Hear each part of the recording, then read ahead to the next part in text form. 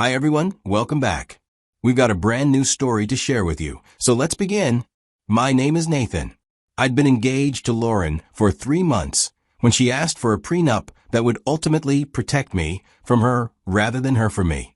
3 months of planning a wedding that would never last because she couldn't handle discovering she'd misjudged the financial landscape completely. My family owns several businesses in the Portland area. It was a small chain of storage facilities, some logistics operations.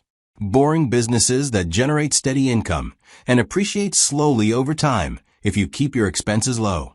As the only son with 2 sisters who'd chosen careers outside the family operations, I'd been gradually given significant assets, starting in my mid-20s. Properties titled in my name.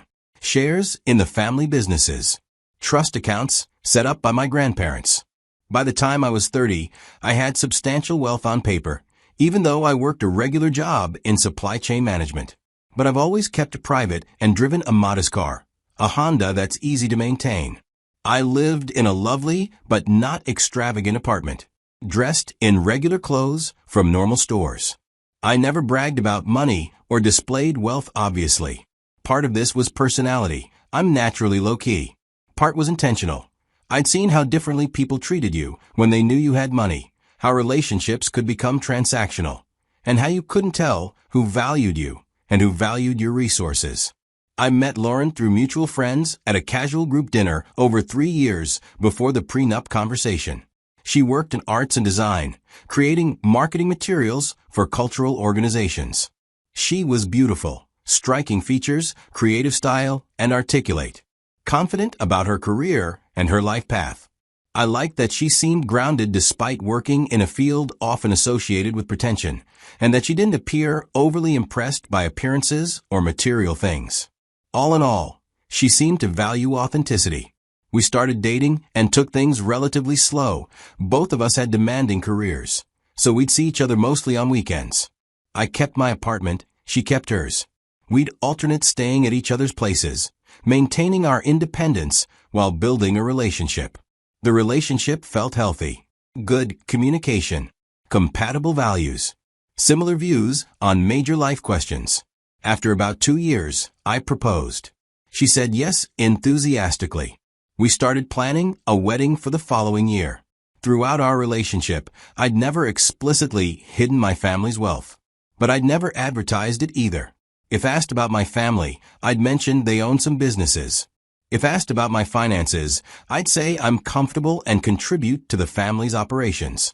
But I drove that Honda, lived in that lovely apartment, and worked. Nothing about my visible lifestyle suggested significant wealth. Lauren had her own career and financial independence. She earned decent money in her design work, had her own apartment, her own car, her own life. We split expenses when we were together.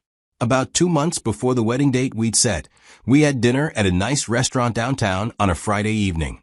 Over wine, Lauren said casually that she'd been thinking, that she wanted a prenup, that we should keep everything separate financially. My immediate internal response was relief. I'd been considering suggesting a prenup for months. My parents had repeatedly urged me to protect the family's assets, and had offered to pay for attorneys to draft a comprehensive document. But I'd been hesitant to bring it up. Worried Lauren would think I was planning for failure, because suggesting asset protection would signal I didn't trust her or believe in our marriage. So when she suggested it herself, I felt this weight lift. Nodded immediately. Told her that sounded like a great idea. She seemed pleased. Said she thought it was important for modern couples to maintain financial independence. That she'd always been self-sufficient and wanted to stay that way. I agreed completely, telling her that I respected her independence and thought separate finances made sense. Over the following days, Lauren had her attorney draft a prenup, a basic document stating that whatever assets each of us brought into the marriage remained ours individually. Whatever we acquired during marriage would be divided in the event of a divorce, but premarital assets would remain separate. I had my family's attorney review it. He carefully read through and then made several recommendations. He wanted to add specific language about the family businesses and properties. He also wanted to enumerate the trust accounts and make everything explicitly airtight while being legally defensible. We went through several rounds of revisions. Lauren's attorney and my attorney were going back and forth. Eventually, we reached a document that was comprehensive and clear. Lauren seemed fine with all the changes. Her attorney apparently explained that it was standard protective language, that prenups needed to be detailed to be enforceable. We both signed, got it notarized, filed appropriately. The prenup was finalized about a month before the wedding. Lauren clearly assumed we were financial equals, that this prenup was protecting her design business and her assets from me just as much as protecting whatever I had from her. I didn't correct this assumption, but I didn't create it either. I'd never lied about my finances. I just hadn't volunteered detailed information. We got married quietly in the presence of family and close friends only. It was a lovely ceremony at a hotel venue, reception in their ballroom. Everything was tasteful but not ostentatious. Immediately after the wedding, we moved into a bigger place, a house in a nice neighborhood.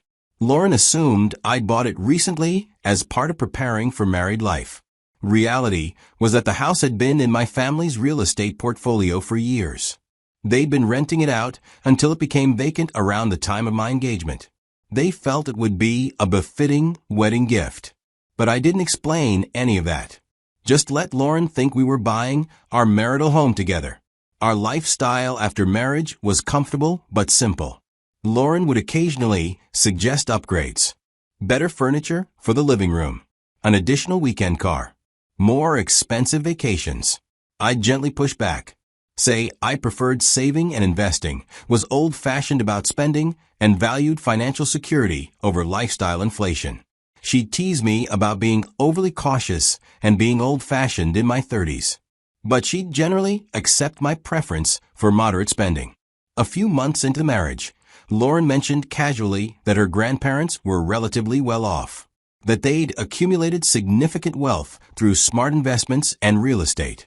They planned to leave substantial inheritances to their grandchildren in the future. I smiled and told her that it was wonderful. I let her know that I was happy for her. Internally, I noted the information, but didn't particularly care. I'd never been interested in marrying someone for their money or their family's money. Lauren could have come from poverty or wealth. It wouldn't have changed how I felt about her. Life continued pleasantly. We'd been married just over a year. The relationship felt good. I trusted Lauren, believed we were building a solid partnership. Then I had to travel for work. A 3-day trip to Los Angeles for meetings. My father couldn't handle it. Some contract negotiations with a major client of one of our logistics operations. I left on a Tuesday morning and returned Friday afternoon. When I came home, I immediately noticed something was different. Lauren was polite but cold. Her usual greeting was perfunctory rather than warm. Her body language was closed off. That evening, I noticed she'd been in my home office. Some files were moved. Papers I'd left in one configuration were now arranged differently.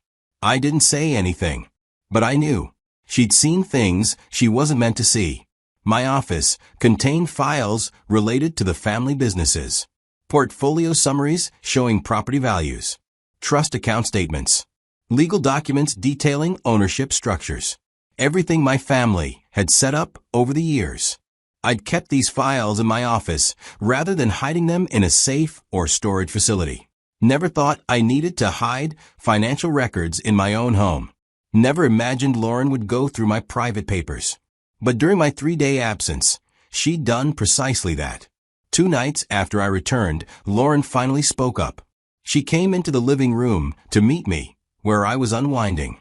She asked bluntly why I hadn't told her how much I was worth. I looked at her, genuinely confused by the question. Told her I hadn't hidden anything, that I just didn't think money was the foundation of what we had. Lauren got angry, said I'd fooled her into signing the prenup, that she thought we were financial equals, that I'd let her believe I was just a regular guy with a regular job. I stayed calm, reminded her that she'd wanted the prenup, that she'd said we should keep everything separate, that I'd agreed because it seemed smart for both of us, not because I was trying to trap her. She insisted she thought we were equals, that she'd assumed I had similar assets to hers, that by not disclosing my full financial situation, I'd essentially deceived her. I asked what she would have done differently if she'd known about my family's wealth. She didn't answer, just stared at me with this mixture of anger and something that looked like betrayal. But the question hung in the air. What would she have done differently? Pushed for a different prenup that gave her access to my assets? Viewed our relationship through a financial lens? Expected me to fund a more expensive lifestyle? Whatever the answer was, it clearly wasn't that she'd have done nothing differently. Her reaction made it clear that my family's money mattered to how she viewed our relationship. After that conversation, things never felt the same between us. Lauren started pulling away emotionally. Less affection, more silence. When she did talk, it was often complaints about things that had never bothered her before. I tried to bridge the gap, tried having conversations about what was really wrong, tried to understand her perspective. But every attempt felt forced. She'd reject my overtures, both emotional and physical. She would turn away when I wanted to touch her affectionately and would shut down conversations about our relationship. One night, I tried initiating intimacy. She rejected me coldly, turned away in bed without explanation. I lay there in the dark, realizing the truth. This wasn't about money. This was about pride. Lauren couldn't stand that she'd misjudged the situation, that the prenup she designed to protect her financial independence had actually protected my significantly larger assets, that she'd accidentally created the exact legal structure that prevented her from accessing wealth she hadn't known existed when she signed. As months passed, Lauren became increasingly distant and restless. She would make hurtful remarks about how I'd manipulated her. She would read malicious intent into innocent gestures I made. She said once that I must have loved watching her sign that prenup, that I'd probably been laughing internally while she thought she was being so smart and independent. I kept quiet.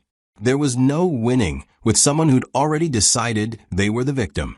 The subtle disrespect grew into passive-aggressive comments, indifference to anything I said or did, nights out without explanation of where she'd been or who she'd been with.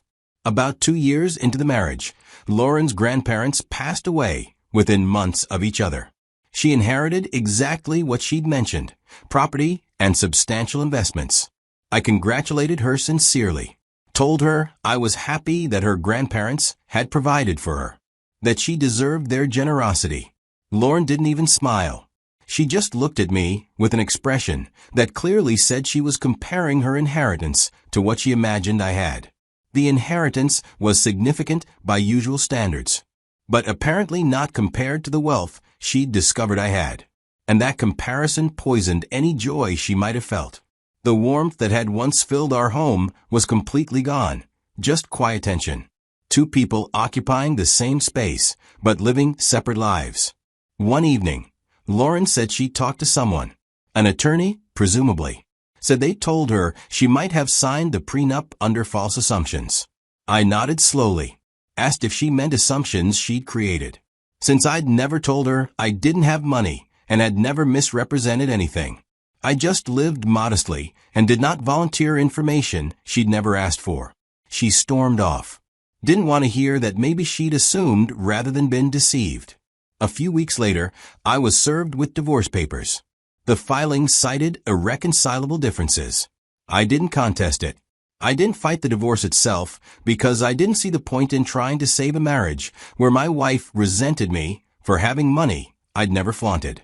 Lauren's attorney tried to argue that the prenup was signed under pretenses, that I'd failed to disclose material information, and that the document should be invalidated. My attorney countered with evidence that Lauren had initiated the prenup conversation, that her attorney had reviewed and approved all the language, that I'd made no false statements about my finances, had simply not volunteered information she'd never asked for. The prenup held up completely. The judge found no basis for invalidation.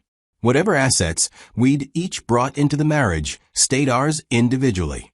We divided the few things we'd acquired together during our 2 years of marriage. Lauren moved out, taking what was hers. We had no children, no complicated custody arrangements. Just the dissolution of a short marriage that had died when she'd discovered I wasn't who she'd assumed.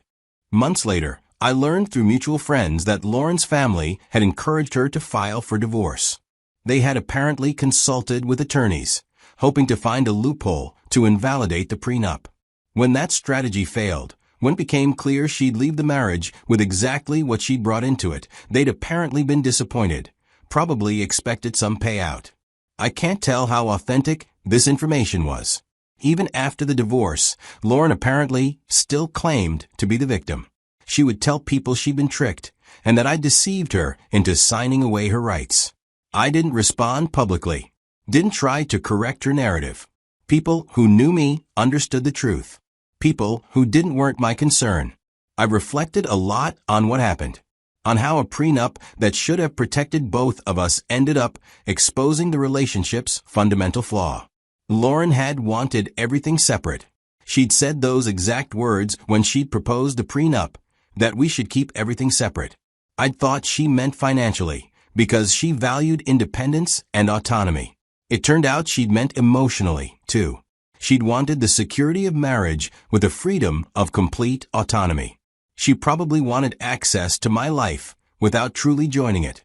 The funny thing about the prenup is that it worked exactly as designed. Protected each of our premarital assets completely. She thought it was protecting her from me, and that she was being smart and independent by insisting on separate finances. It turned out it was protecting me from her, from the resentment that emerged when she realized she'd accidentally locked herself out of the wealth she'd wanted access to. The irony isn't lost on me. Lauren designed her own financial separation. I just agreed to it. Looking back now, months since the divorce was finalized, I understand everything more clearly. I learned that some people view relationships transactionally, that Lauren had apparently seen our marriage partially through a financial lens, even while claiming to value independence. I learned that hiding wealth isn't the same as keeping it private. I'd never lied. I had just lived modestly and not volunteered information. But Lauren had interpreted privacy as deception. I learned that prenups reveal character. The way Lauren reacted to discovering my assets, with resentment rather than happiness for me, showed who she fundamentally was. I learned that you can't reason someone out of a story they've already written. Lauren had decided she was the victim of deception. No amount of facts or logic would change that narrative. Most importantly, I learned that when someone insists on keeping everything separate, believe them. Lauren had wanted separation.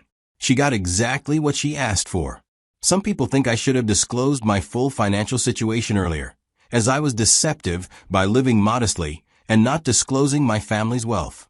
But I disagree. I never lied about anything, never pretended to be poor, just lived within normal means and didn't lead with my family's money when building relationships. That's not deception. That's wanting to be valued for who I am rather than what I have. Lauren had every opportunity to ask questions about my finances. We were planning a marriage. She could have asked directly about assets, about family wealth, about financial details. She never did. Just assumed based on my visible lifestyle that I was solidly middle class, like she was. And when she discovered her assumptions were wrong, she blamed me for not correcting assumptions she'd never voiced. That's not my failure. That's hers. I don't regret the divorce. Don't regret that the prenup protected me exactly as written. Only regret the time I spent married to someone who apparently valued financial position more than partnership. Someone who could have been happy with me, but chose resentment instead when she discovered information that didn't affect our daily life at all. Because here's the truth. I never would have changed our lifestyle based on Lauren knowing about my family's wealth. We'd still have lived in that same house, driven similar cars, had the same basic existence. The only thing that would have changed is her attitude, her sense of entitlement, her expectation of access to resources I'd spent a lifetime being private about.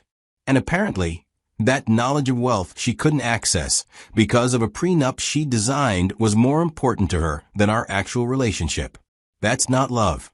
That's not partnership. That's transactional thinking disguised as marriage. So the prenup did precisely what it was supposed to do. Protected my assets from someone who turned out to value them more than she valued me. Lauren wanted everything separate, then chose resentment over partnership. Chose victimhood over accepting that she'd gotten exactly what she'd asked for. That was her choice.